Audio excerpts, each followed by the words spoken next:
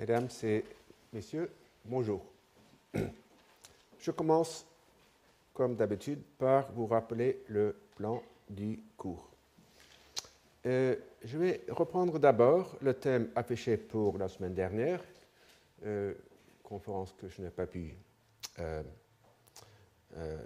le temps d'achever, de vous parler, et pour vous offrir quelques exemples des variations que nous observons dans les procédures d'élection et de votation des États généraux. Variations sans doute rendues possibles par le choix délibéré des rois de ne pas interférer dans les processus. Ces variations témoignent de ce qu'on pourrait appeler, par un abus de langage, l'indétermination objective des procédures, ou dans un langage plus sobre, disons qu'il n'existait ni règles écrites, ni conventions non écrites qui auraient permis aux acteurs politiques d'anticiper les anticipations des autres acteurs. L'indétermination des procédures allait évidemment de pair avec l'indétermination des pouvoirs des États généraux. En matière d'élection, les États de 1484 offrent l'exemple du vote croisé, dans lequel la plupart des députés des trois États furent, à la suggestion, mais non pas à l'ordre direct du roi, élus en commun par les assemblées communes de ces trois États.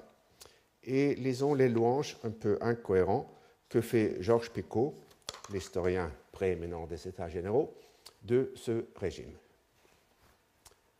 L'Assemblée s'ouvrira sans autre distinction de rang que celui des provinces. Les autres animés d'intérêts divers, mus par des passions souvent contraires, ne se grouperont pas dans un fatal isolement. Ils demeureront fidèles à ceux qui les ont envoyés. L'esprit provincial l'emportera sur l'esprit de caste. La pensée de la province et de la France est ainsi plus forte que les intérêts rivaux. Dans ce passage, Picot distingue trois intérêts, ceux de l'ordre, ceux de la province et ceux de la nation. Il semble penser que la coïncidence des deux derniers va de soi, ce qui est loin d'être le cas. Car l'intérêt d'une province risque d'être non moins contraire à l'intérêt national que ne l'est l'intérêt d'un ordre. Chaque province, comme chaque ordre, cherchera notamment à être imposée le moins possible en obtenant des privilèges et des immunités. Et rappelons ici que lors de la nuit du 4 août 89, les constituants n'abolirent pas seulement les privilèges du clergé et de la noblesse, mais également les prérogatives des villes et des provinces. On pourrait même envisager l'hypothèse selon laquelle l'intérêt national aurait été mieux servi si chaque province avait été divisée par le conflit des ordres. Je n'y crois pas vraiment, mais du moins, il ne semble pas que l'hypothèse inverse, celle que suggère Picot, soit plus plausible. Je voudrais conclure sur ce point en me entretenant d'une variante extraordinaire de cette procédure, le vote croisé, dans la sélection des députés aux États généraux en Bretagne. Extrêmement jalouse de ces privilèges, la Bretagne envoyait aux États moins des mandataires que des ambassadeurs. Pour remplir cette mission, il fallait des députés qui fissent plier les intérêts de leur ordre devant les intérêts généraux de la Bretagne. N'est-ce pas ainsi que, par une étrange intervention des rôles, chaque ordre était exclu du droit d'élire ses propres mandataires? En 1614, aussi bien qu'en 1576, les députés du clergé furent choisis par le tiers et la noblesse, pendant que les députés de la noblesse étaient élus par l'Église et le tiers, et que ceux du troisième ordre se trouvaient désignés par le suffrage des nobles joints au clergé. C'est ainsi qu'en face du reste de la France, les Bretons entendaient choisir des députés formant un corps unanimement dévoué aux intérêts généraux de la province. Dans l'histoire des procédures électorales, on trouve beaucoup de méthodes qui sont pour nous surprenantes, comme la combinaison du vote et du tirage au sort à Venise, ou le vote fractionnel pratiqué dans la Nouvelle-Angleterre au XVIIIe siècle. Dans mon opinion, le vote croisé breton les surpasse toutes. S'il avait été d'usage dans toutes les provinces, les États généraux auraient pu se transformer en réunion d'ambassadeurs, semblables à certains égards au Congrès continental de la Confédération américaine. Chaque province aurait peut-être insisté sur son droit de disposer d'un veto, sauf dans les questions de moindre importance dans lesquelles on aurait admis le vote à la majorité ou à la majorité qualifiée. Même si ce scénario reste évidemment contrefactuel et même absurde, les divisions géographiques avaient une influence importante et parfois décisive sur le déroulement des États généraux, car les votes à l'intérieur des ordres suffirent selon des critères géographiques. Si l'on en croit Roland Mounier, les critères pertinents restèrent cependant assez indéterminés. Se référant aux États de 1614, il observe que chaque ordre siégeait par gouvernement et division de gouvernement. Il y avait 12 gouvernements dans chaque ordre, chacun avec son président. Mais le problème du vote ne fut jamais bien résolu. Devait-on voter par gouvernement, chacun ayant une voix, par bailliage de même ou par tête? Selon le mode de scrutin, les résultats pouvaient être très différents. Le gouvernement d'Île-de-France comptait 14 bailliages, celui de Bourgogne 12, celui de Normandie 7, celui de Picardie 5, celui de Guyenne 16, celui d'Orléans 19. Les résultats pouvaient être opposés si le représentant votait par bailliage et sénéchaussée au lieu de voter par gouvernement. Et vous vous êtes sans doute déjà posé la question, comment décida-t-on entre ces deux modes de votation? Par quel mode de voter choisit-on le mode de voter? Il n'y a pas de réponse. Je vais maintenant citer deux exemples de cette indétermination et de ses effets. D'abord, au État de Blois, en 1576, la grande question fut de savoir si les députés allaient voter des subsides pour mener la guerre contre la religion prétendue réformée, c'est-à-dire les calvinistes. Voici le récit des délibérations du tiers-État que fit Jean Bodin, le personnage dominant de cette assemblée. Le 26 décembre 1576, en assemblée du tiers-État, à la pluralité des gouvernements, fut arrêté que le roi serait supplié réunir tous ces sujets à la religion catholique et romaine par la meilleure et plus sainte voie et moyen que faire se pourrait, et que tout autre exercice de religion prétendue réformée fut ôté. Lequel article passa aux voix des gouvernements de l'Île-de-France, Normandie, Champagne, Languedoc, Orléans, Picardie et Provence. Mais les gouvernements de Bourgogne, Bretagne, Guyenne, Lyonnais, Dauphiné firent d'avis qu'on devait ajouter au dit article que l'union de la dite religion se fit par voie douce et pacifique et sans guerre. Toutefois, les 7 gouvernements l'emportèrent. Mais il est à noter que le gouvernement de Guyenne avait 17 députés et le gouvernement de Provence n'en avait que 2. Il y eut grande altercation et plainte des 5 gouvernements dudit. L'enjeu fut évidemment de taille. Bodin l'emporta finalement, car en dépit de l'unanimité des ordres sur l'emploi des meilleures et plus saintes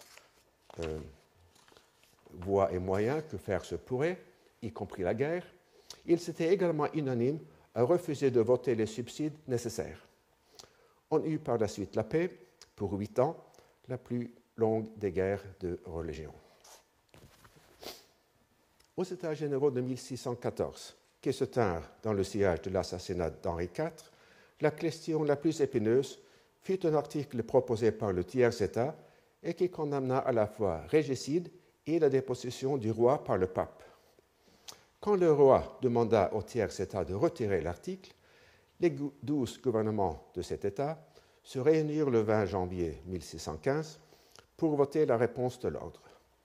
Au début de la séance, plusieurs disaient qu'il fallait opiner par bailliage.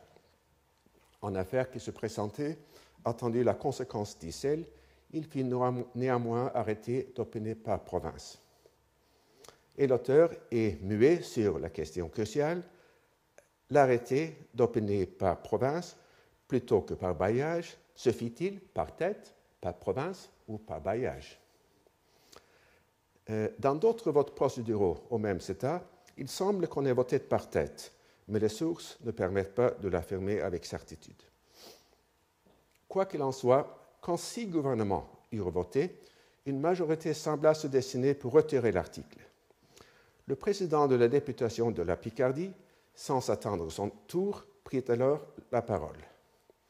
Et il proposa à la compagnie que cette affaire étant d'une extrême conséquence, et s'agissant de la dignité du royaume et de la vie de nos rois, qu'il était raisonnable d'opérer par bailliage et non par province, parce qu'il n'était égal en nombre de députés, et que celle qui n'avait que 3 ou 4 députés aurait autant de voix que celle qui avait 30 ou 40 bailliages.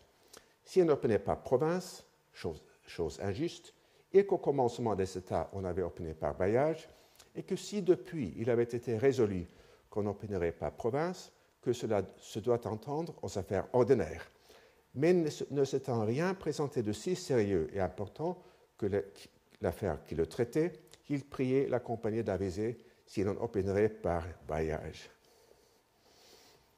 Et encore une fois, on doit se demander comment l'orateur voulut qu'on vote sur le mode de voter.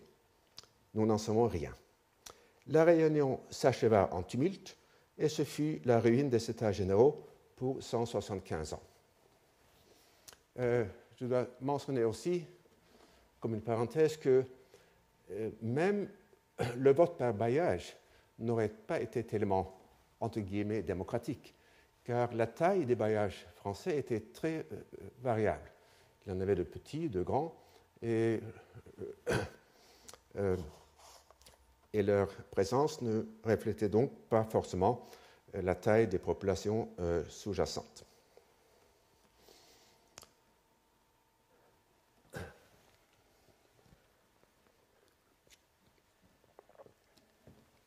Et dans mon cours de l'année dernière sur la Convention fédérale, j'ai fait une observation semblable à propos du premier congrès continental aux États-Unis en 1774, où l'on devait aussi décider comment on devait voter et où c'était indéterminé si l'on devait voter par tête, par délégué, par État ou par État pondéré par la population.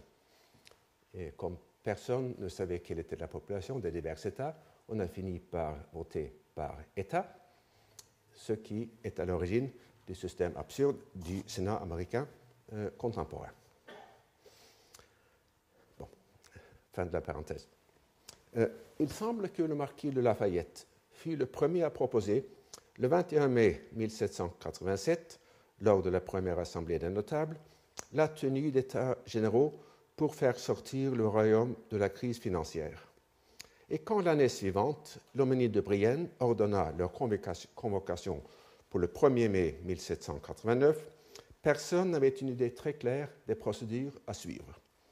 On mit alors la publication de plusieurs recueils de documents qui étaient censés éclairer le monde politique sur les précédents et les modèles adoptés, dont notamment ces recueils. Si les responsables de la convocation des États espéraient trouver dans ces volumes un guide pour leurs travaux, ils ont dû être très déçus. Comme je me suis efforcé de le démontrer, aujourd'hui et la semaine précédente, de manière bien sûr un peu décousue, l'essence même des États précédents consista dans leur manque d'organisation. Et donc, en raison même de leur diversité, les formes utilisées dans le passé offrirent des armes aux partisans de tel ou tel procédé, chacun pouvant trouver un précédent pour justifier sa motion. Et nous allons notamment voir la semaine prochaine que les débats sur la vérification des pouvoirs en 89 prirent en grande partie la forme d'une guerre de précédents, lesquels, le plus souvent, s'annulèrent mutuellement. Et aujourd'hui, on verra que dans un cas précis, celui du choix du lieu où devaient se tenir les États généraux, les précédents eurent sans doute un rôle causal important. Je vais me pencher maintenant sur la préhistoire immédiate des États généraux de 89 en faisant quelques observations sur leur convocation. Ce faisant, je me permets de m'appuyer sur un article déjà ancien, publié en 1994. Comme les lecteurs éventuels de cet article pourront le constater, je ne vois plus tout à fait les choses dans la perspective que j'avais alors proposée. J'en retiens pourtant les idées principales, tout en ajoutant d'autres. Il y a deux étapes préliminaires dans l'établissement de toute assemblée: la convocation de l'assemblée et la sélection ou l'élection des représentants, des députés. Ces deux tâches incombent à des autorités en amont, lesquelles normalement ne sont pas les mêmes. Bien que les rois français aient essayé de temps en temps de désigner eux-mêmes les députés aux États généraux, à quelques exceptions près, ils n'y sont pas arrivés. Le plus souvent, les autorités en amont sont en mesure d'influencer et de limiter les décisions des assemblées. Dans le cas des États généraux avant 89, ces autorités imposèrent une double contrainte aux États. Les États généraux n'ont d'autre existence que celle que leur consent le roi. La bouche ouverte, os apertum, est un principe fondamental qui règle tout le déroulement des États. Les députés étant en même temps considérés comme des mandataires de leurs électeurs, il est aisé de se rendre compte que les États, dominés par l'os apertum et contrôlés par le mandat impératif, étaient étroitement cantonnés dans l'ordre du jour prévu. La situation des assemblées constituantes est à cet égard radicalement différente. Bien que dans ce cas également, les deux instances en amont cherchent à influer sur les décisions de l'Assemblée, elles y arrivent beaucoup plus rarement. C'est qu'à la différence de la plupart des autres assemblées, les assemblées constituantes sont le plus souvent aussi auto-constituantes. Je m'expliquerai là-dessus dans un moment. D'abord, il convient de donner un bref aperçu des principaux moyens d'action que possèdent les autorités en amont. Et je commence par les instances électorales. Il y a plusieurs moyens par lesquels celles-ci peuvent chercher à influer sur les décisions d'une assemblée. Leur influence se fait évidemment sentir par le choix des députés. Dans certains cas, l'autorité de convocation peut aussi leur laisser une marge de liberté concernant les procédures électorales. De plus, les instances électorales cherchent souvent à contraindre les élus, soit par des mandats limitatifs, leur interdisant de délibérer sur certains sujets, soit par des mandats impératifs, leur imposant l'obligation de voter selon les instructions de leurs commettants. Ils peuvent aussi leur imposer des sanctions en cas de désobéissance à ces instructions, en refusant par exemple de leur rembourser les frais de voyage. L'autorité de convocation possède également toute une gamme de moyens d'influence. Elle peut agir sur les procédures d'élection, sur les dates où va s'ouvrir ou se clore l'Assemblée, le lieu où elle va se tenir, les sujets dont elle doit traiter et la manière d'en traiter, et enfin le mode de ratification du document qu'elle produit. Mais avant d'examiner chacun de ces moyens dans le contexte de 89, je voudrais me pencher dans une perspective plus générale sur la proposition selon laquelle les autorités en amont n'ont que peu d'influence sur les assemblées constituantes. D'abord, pour résumer, je viens d'énumérer ces moyens d'influence que possèdent l'autorité de convocation et l'autorité d'élection. Et je vais parler longuement de certains de ces moyens et plus brièvement d'autres. Parmi ces moyens, il n'y en a que 3 que j'ai mis en caractère gras, dont l'efficacité est garantie: l'élaboration des procédures d'élection, le choix de la date où va se réunir l'Assemblée et l'élection des députés.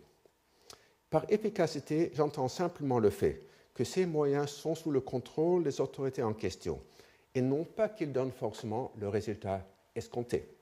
En fait, nous allons voir à plusieurs reprises qu'en 89, les choix faits par les autorités en amont produisirent des résultats contraires aux anticipations et aux désirs de celles-ci. Certains de ces effets pervers étaient prévisibles, d'autres sans doute non. Une fois les députés réunis, les autorités en amont n'ont plus de prise sur l'Assemblée. Dans les 2 assemblées que je compare constamment, à Philadelphie et à Versailles, puis à Paris, les députés se sont arrogés une liberté complète quant à la forme aussi bien qu'au fond.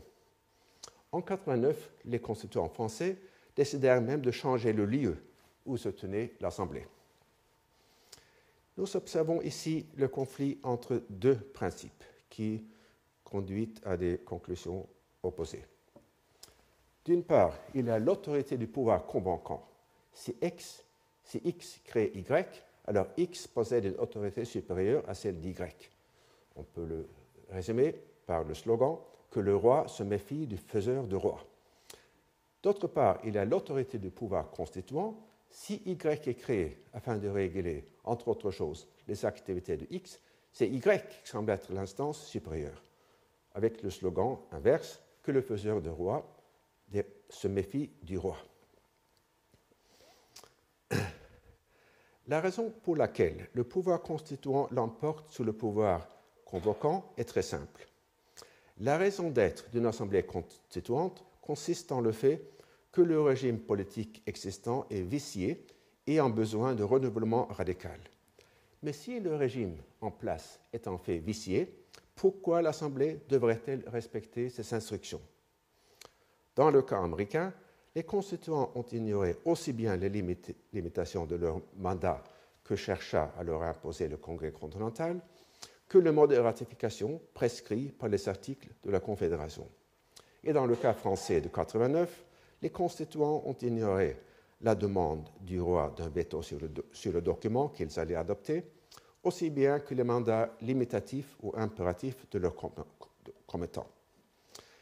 Et sur le veto, je vais notamment vous citer une intervention de Target, sur laquelle je reviendrai lors du cours du 10 mars et qui me semble résumer parfaitement la logique de l'autorité supérieure du pouvoir constituant.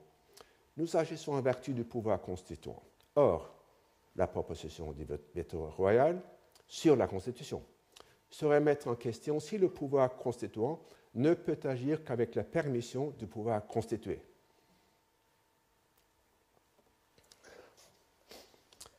Je vais proposer maintenant une analyse des divers moyens par lesquels les autorités en amont cherchèrent à influer les décisions de l'Assemblée, en commençant par le choix de procédure électorale. À l'égard du règlement très détaillé arrêté le 24 janvier 1989, sur lequel je reviendrai souvent, je vous signalerai d'abord une observation importante que fait Jaurès pour justifier son analyse, également très détaillée, du règlement. Si je note, écrit-il, ces détails trop minutieux, semble-t-il, pour une large esquisse sommaire, c'est parce qu'à l'origine des révolutions, bien des faits prennent une importance exceptionnelle. Un pli imperceptible à l'intérieur du germe se développe en conséquence inattendue et certainement le tiers-état, dans les premières semaines si critiques de la Révolution, n'aurait pas eu l'appui de la minorité de la noblesse sans ces particularités de la procédure électorale, notamment puisqu'elle permit l'élection de nobles non propriétaires. Bien que l'observation que j'ai soulignée soit tout à fait juste et fondamentale, le diable étant effectivement dans le détail, l'exemple cité repose sur un malentendu factuel sur lequel je ne vais pas insister, faute de temps. En revanche, l'autre fait cité par Jaurès dans la suite du texte, la domination des curés dans l'ordre du clergé, 230 sur 300, est tout à fait pertinent et fut sans doute décisif pour le déroulement des États et leur transformation en Assemblée nationale. Le règlement du 24 janvier n'imposa pas une telle représentation du bas clergé, mais il l'a permis. Dans les assemblées électorales souvent houleuses, les curés utilisèrent leur supériorité numérique pour élire l'un des leurs plutôt que les prélats, vis-à-vis desquels ils étaient souvent aussi hostiles que le fut le tiers-état vis-à-vis des nobles. Et ce résultat fut tout à fait voulu de la part de Necker. Dans le préambule au règlement, nous lisons notamment que Sa Majesté a reconnu avec une véritable satisfaction qu'au moyen des assemblées graduelles ordonnées dans toute la France pour la représentation du tiers-État, elle aurait ainsi une sorte de communication avec tous les habitants de son royaume et qu'elle se rapprocherait de leurs besoins et de leurs vœux d'une manière plus sûre et plus immédiate. Sa Majesté a tâché de remplir encore cet objet particulier de son inquiétude en appelant aux assemblées du clergé tous les bons et utiles pasteurs qui s'occupent de près et journellement de l'indigence et de l'assistance du peuple, qui connaissent plus intimement ses maux et ses appréhensions. Et je voudrais m'arrêter sur la phrase que j'ai soulignée pour développer quelques idées générales concernant les tâches des assemblées constituantes. Dans les résultats du Conseil du roi du 27 décembre 1988, Necker fit une remarque très semblable pour justifier le doublement du tiers. Contrairement à ce que l'on affirme parfois, le but de cette réforme ne fut pas de donner une plus grande importance aux intérêts du tiers, mais d'en permettre une plus grande représentation de ses connaissances. L'ancienne délibération par ordre ne pouvant être changée que par le concours des trois ordres et par l'approbation du roi, le nombre de députés du tiers-État n'est jusque-là qu'un moyen de rassembler toutes les connaissances utiles au bien de l'État, et l'on ne peut contester que cette variété de connaissances appartient surtout à l'ordre du tiers-État, puisqu'il est une multitude d'affaires publiques dont lui seul a l'instruction. Donc, vous voyez, la première partie du texte affirme que le roi n'avait pas l'intention de donner une prépondérance dans le vote au tiers-État, seulement de profiter de ses connaissances plus variées.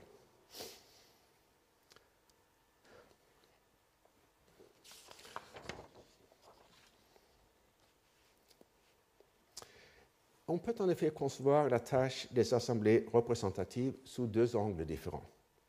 D'une part, et c'est sans doute la conception la plus commune, les députés sont censés représenter les intérêts de leurs commettants. Et dans cette perspective, la transmission des intérêts se fait par la proportionnalité du nombre de députés au nombre de citoyens représentés. D'autre part, on peut définir la tâche des députés comme la représentation de la connaissance des besoins, des maux et des problèmes de la population. Dans cette optique, ce qui compte n'est pas tant le nombre que la variété des situations représentées. Dans un langage plus théorique, la science politique contemporaine distingue souvent deux tâches des décisions collectives, l'agrégation des préférences et l'agrégation des croyances ou des connaissances.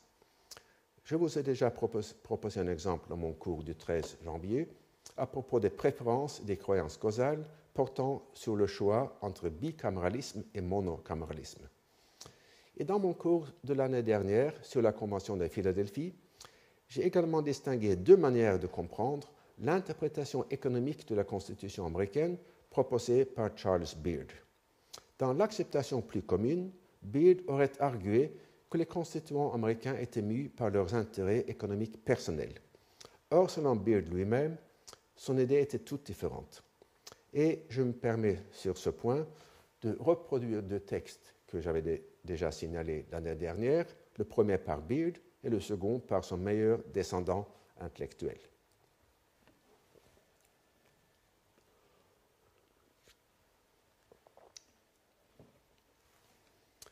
Donc, selon Beard, les hommes qui formulèrent la loi fondamentale du pays, c'est-à-dire la Constitution américaine, possédaient-ils des espèces de propriétés qui connurent une augmentation de valeur immédiate et directe ou une sécurité plus assurée à la suite de leurs travaux à Philadelphie?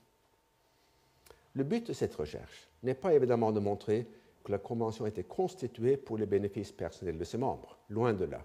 Le seul point examiné ici est le suivant.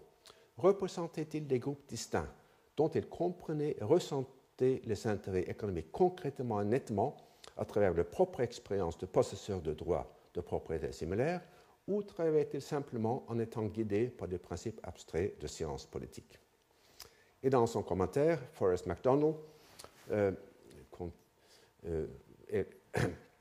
s'exprime dans le terme suivant, c'est-à-dire que Beard ne fait aucune distinction entre, disons, un planteur qui avait une terre d'une valeur de $20 000 et incidemment quelques dollars en titres, et un financier qui avait placé la plupart de ses ressources en titres. Chacun devait être classé comme détenteur de titres et aucun poids n'est attribué à l'importance relative des titres de chacun. Cette pratique est en accord avec le fait que Beard se concentre explicitement sur l'importance de la distinction de différentes formes de propriété, comme donnant aux délégués une expérience des tracas causés par chacune de ces formes, plutôt que comme les conduisant à agir de certaines façons par intérêt personnel. Donc, si vous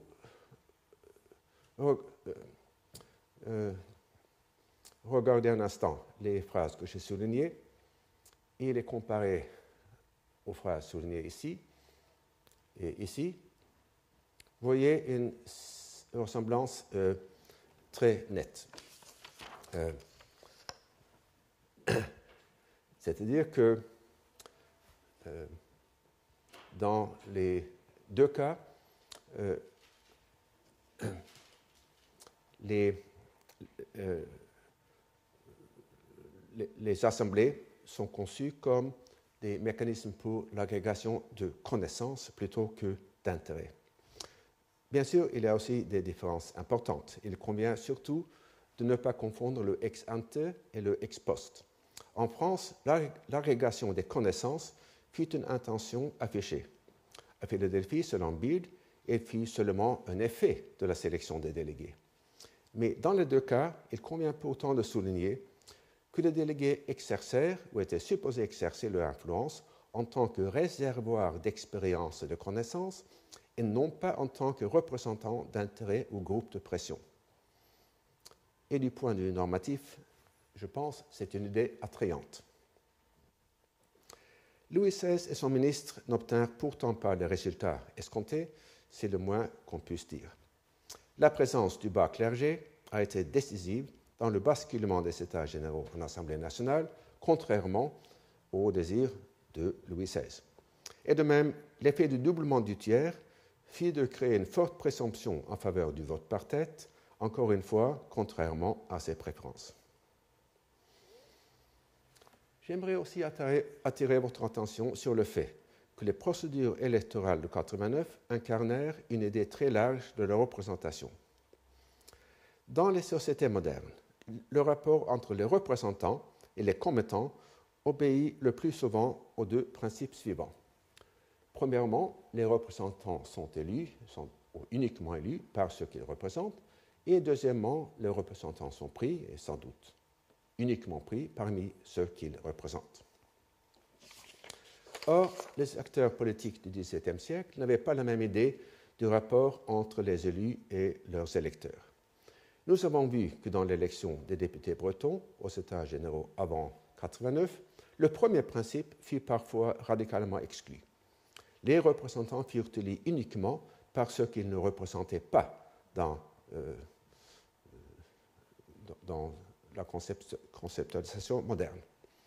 Et nous avons vu également qu'au État de Tours, en 1484, le principe subit une modification importante en ce que les députés de chaque ordre donné furent élus par une assemblée des trois ordres réunis. C'est le système du vote croisé.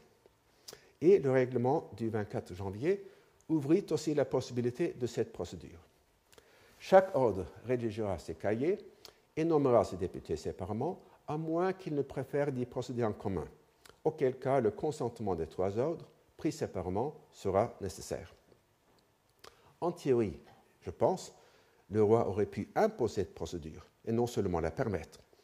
Et il y aurait eu à ce procédé un précédent historique que j'ai mentionné tout à l'heure, car bien que la lettre de convocation au État de 1484 n'ait pas explicitement exigé le vote croisé, elle fut généralement comprise dans ce sens. Mais dans la pratique, Necker a pourtant dû craindre qu'un ordre royal de pratiquer le vote croisé ne suscite des tumultes dans la noblesse au point de rendre impossible la tenue des États. Le vote croisé fut néanmoins adopté dans un certain nombre de circonscriptions électorales, dont notamment le Dauphiné, où l'on élut 24 députés par le vote croisé. Puisque j'en ai parlé longuement dans mon cours, puis dans mon livre sur le désintéressement, je me contenterai aujourd'hui de citer les jugements de Sieyès et de Tocqueville. Selon CIS, gardons-nous bien de proposer la réunion des 3 ordres dans chaque bailliage pour élire en commun tous les députés. Je regarde cette idée comme extrêmement dangereuse. Il ne faut pas que le tiers se prête jamais à une démarche par laquelle on lui ferait reconnaître et consacrer la division des ordres et le triomphe absurde de la minorité sur la très grande pluralité. Et selon Tocqueville, résumant CIS repousse l'idée de faire élire par tout le monde les ordres. Cette idée, qui avait été appliquée dans le Dauphiné et qui pouvait être considérée comme une transaction acceptable et devant nécessairement mener très vite à l'absorption de toute la nation en une masse commune, est rejetée avec soin par CIS.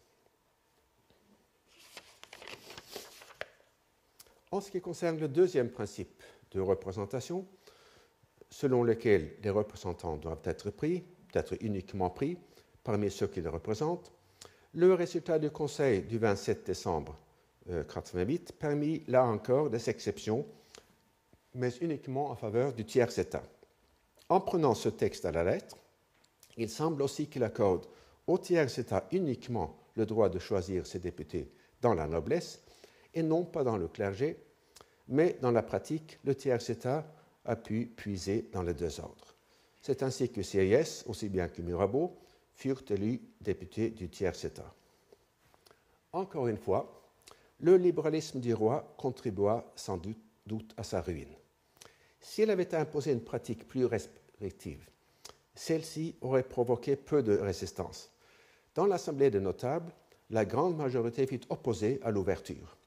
Et CIS lui-même, dans son livre, insista longuement contre toute exception à la règle selon laquelle le tiers-État ne pourrait prendre ses députés que dans son sein.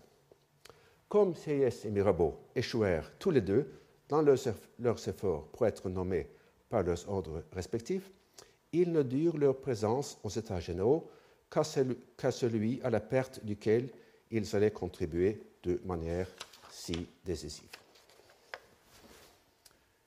Il convient maintenant de signaler l'argument d'Augustin Cochin, selon qui le régime électoral se retourna contre son créateur par un mécanisme distinct de ceux que je viens d'évoquer.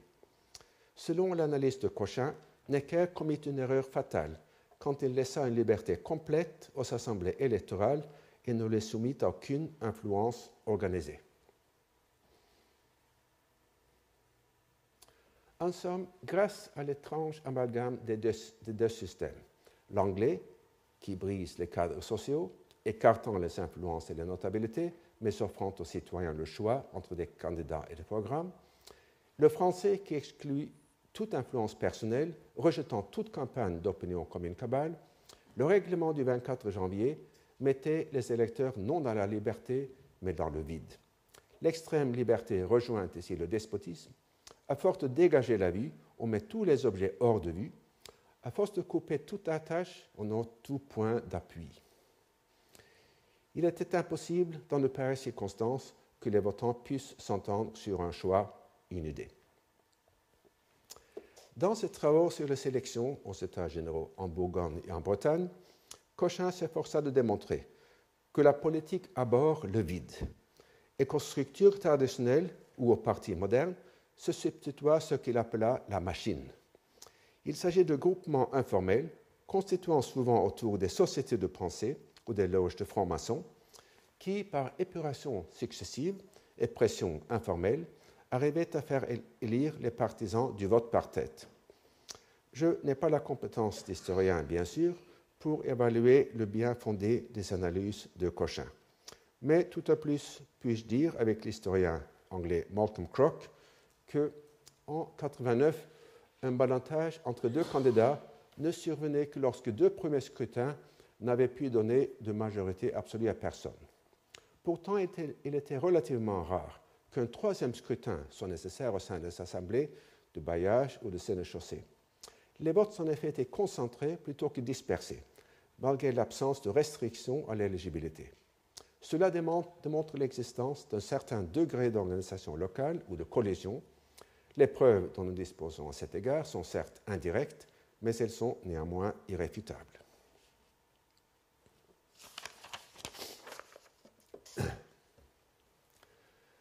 il n'a rien d'important à dire, me semble-t-il. Je reviens sur la liste là. Concernant le choix de la date de l'ouverture des États. Sans doute pourrait-on affirmer que si les États s'étaient réunis en septembre, on n'aurait eu ni la Grande Peur, ni le décret que provoqua celle-ci, mais ce serait là une spéculation oiseuse, car à l'époque, personne n'avait de raison, évidemment, d'anticiper ces événements. Et à ma connaissance, personne n'a envisagé d'imposer une date de clôture aux États généraux, comme on le fit par exemple à l'Assemblée constituante française de 1946. Et eût-on essayé de le faire, les États auraient sûrement résisté. Par contre, les principaux acteurs s'accordaient pour penser que le choix du lieu était crucial, et il le fut effectivement. Notons d'abord que si l'Assemblée devait débattre à huis clos, le choix du lieu aurait été moins important. La Convention fédérale de 1787 eut lieu à Philadelphie, une des villes les plus peuplées de l'Union américaine. Et puisque la Convention débattit à huis clos et que les députés gardèrent sans faille le secret des délibérations, elle ne subit ni les influences des foules, ni celles des intérêts financiers très importants à Philadelphie. Une année plus tard, quand l'Assemblée de la Pennsylvanie devait autoriser la convocation de l'Assemblée de ratification de la Constitution, les foules de la même ville s'en prirent violemment à deux députés qui cherchèrent à s'absenter de l'Assemblée pour empêcher la formation d'un quorum. À ma connaissance, néanmoins, Louis XVI et son ministre ne songèrent jamais, avant l'ouverture des États, à ordonner le huis clos ni à imposer le secret des débats. Il chercha à le faire, le roi chercha à le faire après, mais c'était trop tard. La perméabilité des États vis-à-vis de leur environnement fut sans doute une prémisse tacite de leur réflexion sur le choix du site. Et je vais vous présenter maintenant des extraits de 3 documents importants qui traitent de ce choix. Le premier est un texte non signé, mais de caractère officiel, daté du 25 août 1988. Le second, ce sont les mémoires du garde des Sceaux de l'époque, M. de Barentin. Et le troisième est le livre sur l'administration de M. Necker par lui-même. Ces derniers ne sont pas forcément fiables en tout. Barentin chercha sans doute à faire valoir sa prévoyance contre l'insouciance de Necker, qu'il détestait. Et de son côté, Necker offrit des justifications assez boiteuses de ses préférences en matière d'emplacement. Il n'y a pourtant aucune raison de penser que les affirmations que je vais citer ne soient pas, grosso modo, sincères. Le premier document, qui conclut sur une proposition pour nous surprenante, commence par passer en revue les lieux proposés pour la tenue des États: Paris, Versailles, Saint-Germain, Compiègne, Soissons, Fontainebleau, Sens, Reims et Tours. L'auteur cherche ensuite à réfuter les objections à la tenue des États à proximité de Paris.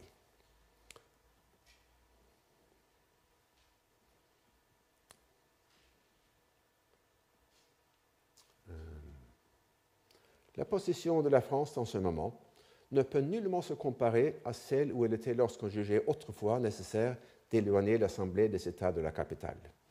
Il y a sans doute un mécontentement de haine de l'esprit de parti, mais aucun projet séditieux, aucun mouvement inquiétant dans le peuple.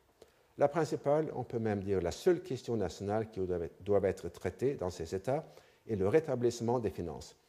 Elle peut donner lieu à des débats d'opinion, jamais à des éclats dangereux. À la suite de cette affirmation, qui témoigne, du moins en rétrospective, d'un aveuglement frappant, toujours difficile à dire, l'auteur s'efforce de justifier le choix de Versailles pour des raisons de commodité et surtout d'économie. Notant les frais énormes qu'entraînerait le déplacement du roi et de la famille royale avec, dit-il, les 15 à 16 000 personnes qui suivent la cour dans les voyages, chiffre qui laisse rêveur. Enfin, il s'efforce de réfuter, encore une fois, l'objection fondée sur la proximité de Paris. Pour détourner Sa Majesté de fixer son choix sur Versailles, on ne peut alléguer que la crainte de la capitale sur l'Assemblée respectivement, sans doute réciproquement, ainsi que celle de voir le public se diviser sur chaque question et des partis trop nombreux se former. Mais croit-on que lorsque les États seront à tour, par exemple, les correspondances ne pourront pas produire le même effet, peut-être même pire que la conversation? Ce serait s'abuser de croire que l'éloignement du lieu de l'Assemblée diminuera considérablement l'agitation des esprits. Elle existerait du plus au moins. Le point essentiel à décider est donc si cette différence peut être mise en balance avec 45 millions de dépenses et de diminution de recettes, avec la gêne qui s'ensuivrait pour tout le monde le danger des maladies dans une ville où le monde serait nécessairement entassé et la dépopulation de la capitale, toute chose qu'on évitera en assemblant les États à Versailles. Par contre, dans ses mémoires, le garde des Sceaux, Barentin, affirme que je proposais et j'insistais pour que les États généraux se tinssent à Soissons et le roi pendant leur durée à Compiègne ou dans toute autre ville près de laquelle le roi put résider. Et Barentin explique aussi les raisons pour lesquelles ceux qu'on appellerait plus tard les patriotes avaient une préférence pour Versailles ou Paris. Se référant à une approbation supposée générale sur le choix de Versailles, il affirme qu'en réalité, celle-ci, cette approbation supposée générale, ne comprenait que le sentiment des partisans de la liberté, ou plutôt de la licence. On conçoit dès lors combien il devenait précieux pour eux d'avoir les États généraux à Paris, du moins à Versailles. Une population immense, prompte à agiter, aisée à mettre en mouvement, faciliter les moyens d'influencer les membres des États, de les capter quelquefois sans qu'ils s'en aperçussent, afin de substituer à des discussions naturellement froides et raisonnables des délibérations fougueuses et hors de toute mesure. Comme on le verra la semaine prochaine, la même opposition entre le froid et le chaud se manifesta lors des débats sur le rôle des comités dans la constituante vis-à-vis des sessions plénières. Et les raisonnements de Necker, ou ses justifications, sont exposés dans son plaidoyer sur l'administration de M. Necker par lui-même, ainsi que dans certains passages cités dans le mémoire de Barentin, que je n'ai pas pu retrouver dans les œuvres complètes de Necker. Selon Barentin, Necker fut exclusivement préoccupé par la nécessité de tenir les États à proximité de la capitale financière du pays. Donc, ce sont les mots de Necker rapportés par Barentin. Si vous reléguez dans une province, ajoutait-il, les représentants de la nation, ils ne porteront sur Paris qu'un regard indifférent. Ils ne songeront qu'à soulager du poids des impositions les propriétés territoriales, excepté les députés de cette grande ville, tous les autres sont étrangers aux effets sur le roi. Ils n'en possèdent aucun, le sort des rentiers les touchera peu, ils ne redouteront point pour libérer l'État de proposer une banqueroute sinon totale, au moins partielle. Ils n'y verront aucune injustice. Réunissez au contraire les députés à Paris, tenez-y les États généraux, ces députés formeront des liaisons avec les citadins, s'éclaireront sur la nature de leurs biens et finiront par les regarder avec moins de défaveur.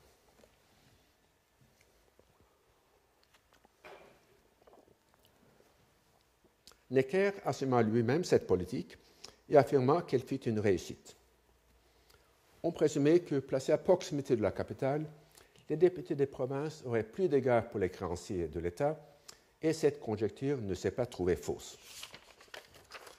Comme nous ne saurons jamais quels égards des États réunis en province auraient eu pour les créanciers de l'État, cette affirmation est évidemment invérifiable.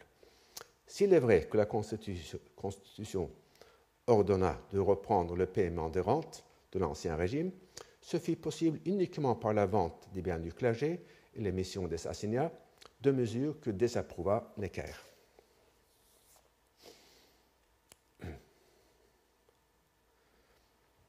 Du point de vue de la psychologie politique, qui est souvent le mien dans ce cours, il est plus intéressant de citer une autre raison qu'offre Necker pour expliquer son opposition à la tenue des États généraux en province. On dit qu'il fallait assigner le lieu des États à une plus grande distance des mouvements de la capitale, et sur ce point, on est bien plus en force après les événements qu'avant l'expérience. Ce qui se présentait à la pensée au moment de la délibération sur cette question c'est d'abord que les derniers États, ceux de 1614, s'étaient tenus à Paris.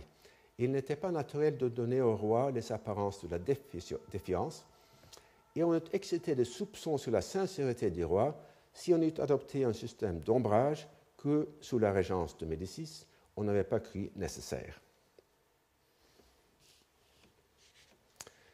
Dans les parties du texte que j'ai supprimées, partie assez longue, Necker affirme que la défiance, les soupçons et l'ombrage seraient d'autant plus injustifiés que le roi, en convoquant les États, avait fait montre d'une bienveillance dont l'histoire de Necker ne fournit pas d'exemple.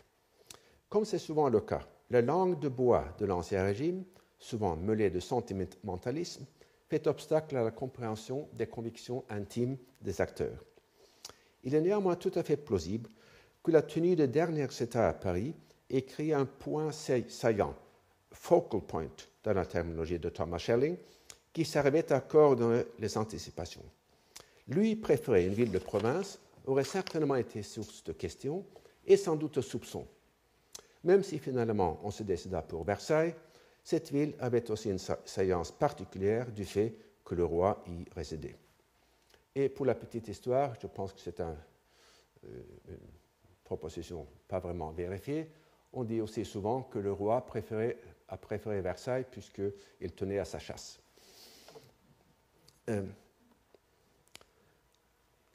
Je vous rappelle brièvement les moyens d'influence de l'autorité de convocation. Et je passe maintenant aux efforts déployés pour agir directement sur les sections des États une fois réunis. Louis XVI n'a jamais explicitement limité l'agenda des États. Le préambule au règlement du 24 janvier cite en des termes très abstraits et généraux la réforme des finances, les remèdes aux maux du royaume et l'abolition des abus. Dans son discours d'ouverture aux États, Necker s'exprima d'abord en des termes qui sembleraient indiquer, dans les mots de Jean Eugré, que la compétence des États généraux sera universelle. Et cette compétence est en effet le propre d'une assemblée constituante. Or, les députés n'étaient pas encore des constituants.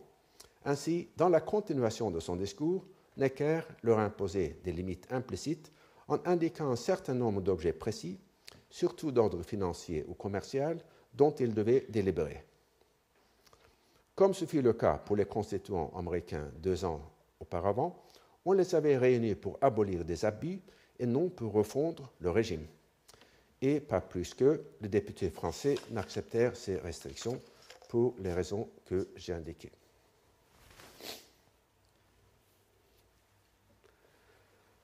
Ces mêmes raisons expliquent, du moins en partie, l'échec du roi dans sa tentative pour imposer le vote par ordre, sauf en cas d'accord de tous les États pour voter par tête. L'explication doit aussi tenir compte du fait que, là encore, le libéralisme et l'esprit d'ouverture du roi se retournèrent contre lui. Selon Tocqueville, ces inscriptions ambiguës ou ouvertes constituèrent en effet un cas typique de ces demi-mesures qui caractérisaient la fin de l'Ancien Régime et amenaient sa ruine. En énumérant les nombreuses erreurs révélées par les résultats du Conseil du 27 décembre, Tocqueville conclut sur celle-ci. Enfin, faute suprême, la question du vote par tête, indiquée avec raison comme la question principale, discutée dans le sens du tiers-État et de façon à susciter les espérances et les passions du tiers, est pourtant non tranchée, c'est-à-dire de toutes les manières imaginables de se conduire la plus mauvaise. Si le roi avait nettement refusé le vote par tête, il eût été plus difficile aux communes de l'exiger. Si le roi d'avance avait commandé le vote par tête, il eût été bien difficile de privilégier d'espérer lutter contre le torrent. La révolution se serait faite, mais avec plus de chances de douceur et de tranquillité d'esprit. Mais faire espérer le vote par tête et cependant ne pas l'autoriser, c'était enflammer le tiers-État à l'attaque et permettre aux privilégiés la résistance. En d'autres termes, faire tout à coup tourner la réforme en révolution violente. Et si j'ai le temps, je vais peut-être vous offrir d'autres exemples de ces demi-mesures que, selon Tocqueville, ruinait l'ancien régime. En ce qui concerne enfin le mode de ratification de la Constitution, même après la mutation des États en Assemblée constituante, le roi a continué d'affirmer son droit de veto sur la Constitution. Autrement dit, l'autorité en amont chercha à s'imposer comme l'autorité en aval. Et j'en parlerai dans le cours du 10 mars, ou du moins prévu pour cette date. Et puisque maintenant il y a une coupure naturelle, puisque j'allais passer aux moyens d'action des autorités d'élection,